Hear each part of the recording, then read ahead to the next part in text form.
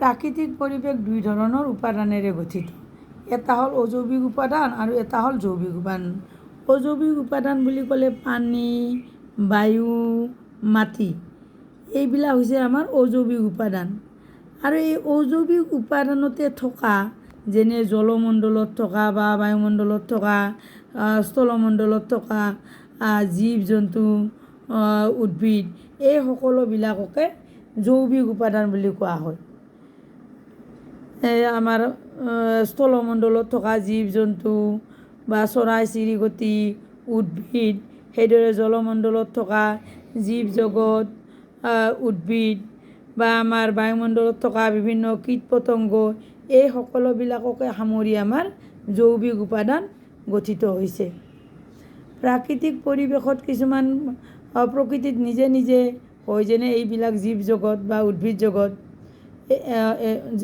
জগত, এই যিবিলাক নিজে সৃষ্টি হয় সেইবিলাকক প্ৰাকৃতিক পৰিৱেশ বুলি কোৱা হয়। আনহাতে আমাৰ মানুহেও সৃষ্টি কৰি ল'ব পাৰে পৰিৱেশ। মানুহে সৃষ্টি কৰি লোৱা পৰিৱেশক মানৱসৃষ্ট পৰিৱেশ বুলি কোৱা হয়। যেনে ঘৰ দুৱাৰ, উদ্যান, দলং, কল কাৰখানা, ধৰ্মীয় অনুষ্ঠান বা ৰাস্তা ঘাট, এই সকলোবিলাক আমাৰ মানৱসৃষ্ট পৰিৱেশ।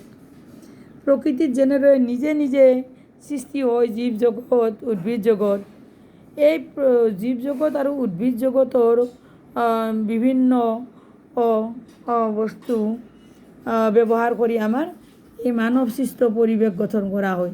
যেনে ঘৰ দুৱাৰ কৰিবলৈ হ'লে প্ৰকৃতিৰ ওপৰত নিৰ্ভৰ কৰিব লাগে, বা উদ্যান, দলং, কল কাৰখানা, ধৰ্মীয় অনুষ্ঠান বা যিকোনো ৰাস্তা ঘাট হওক, এই সকলোবিলাক আমি সৃষ্টি কৰিবলৈ হ'লে আমি প্ৰকৃতিৰ গছ গছনি এইবিলাকৰ ওপৰত নিৰ্ভৰ কৰিব লগা হয়।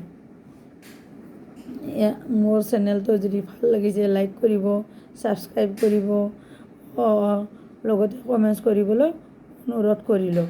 গতিকে আমাৰ আজি প্ৰাকৃতিক পৰিৱেশৰ আমাৰ উপাদান দুটা পালোঁ, অজৈৱিক উপাদান, জৈৱিক উপাদান।